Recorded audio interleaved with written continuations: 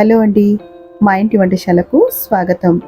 ఎన్నో పోషక విలువలుండే రాజ్మా కర్రీనైతే ఈ వీడియోలో చేసుకుంటున్నానండి. ముందుగా రాజ్మాని రాత్రే నానపెట్టి పెట్టుకున్నాను. ఇప్పుడు కుక్కర్లోకి నానపెట్టి పెట్టుకున్న రాజ్మాని వేసుకొని అవి మునిగే వరకు నీళ్లు పోసుకుంటున్నాను. ఇప్పుడు దీంట్లోకి ఒక 4 లవంగాలు, ఒక చిన్ని దాల్చిని చెక్క, ఒక బిర్యానీ ఆకు వేసుకొనేసి రుచికి సరిపడా ఉప్పు వేసుకొని మూత పెట్టేసి ఒక 2 విజిల్లు వచ్చే వరకు కుక్ చేసుకోవాలి. ఇప్పుడు ప్రెజర్ పోయే వరకు పక్కన పెట్టేసి ప్రెజర్ పోయిన తర్వాత స్టవ్ మీద ఒక బాండ్లీ పెట్టుకునేసి దీంట్లోకి ఒక 2 టేబుల్ స్పూన్ల వరకు ఆయిల్ వేసుకుంటున్నాను.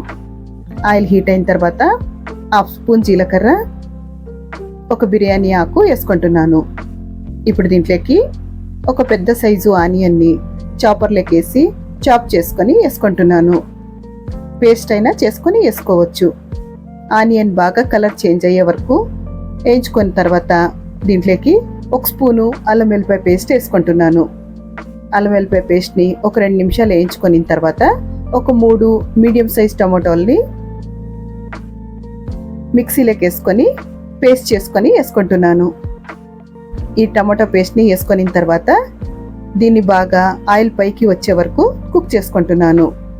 ఇట్లా కుక్ చేసుకున్న తర్వాత దీంట్లోకి 1/2 స్పూన్ పసుపు, 1 స్పూన్ ధనియాల పొడి, 1/2 స్పూన్ జీలకర్ర పొడి, ఒక 2 స్పూన్ల కారము వేసుకుంటున్నాను.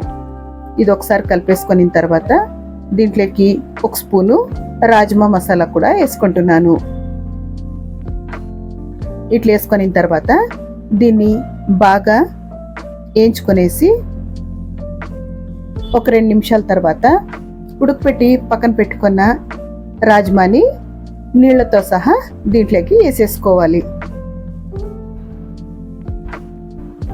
ఇట్లా వేసుకున్న తర్వాత ఇప్పుడు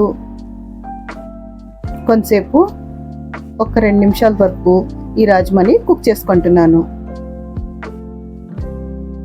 ఇట్లా కుక్ చేసుకున్న తర్వాత లాస్ట్లో దీంట్లోకి గరం మసాలా వేసుకుంటున్నాను.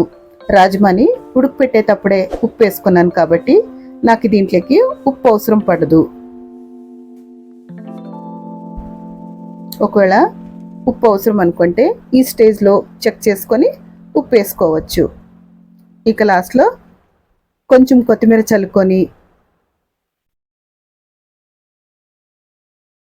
స్టవ్ ఆఫ్ చేసేసుకోవచ్చు. అంతేనండి, ఈజీగా రాజ్మా కర్రీని ఇలా తయారు చేసుకోవచ్చు. ఇది బిర్యానీ, రోటీ, చపాతీ, రైస్లకి చాలా బాగుంటుంది. ఈ వీడియో మీకు నచ్చితే లైక్ చేయండి, షేర్ చేయండి, సబ్స్క్రైబ్ చేసుకోండి. మరో వీడియోతో మళ్ళీ కలుద్దాము. ఉంటానండి.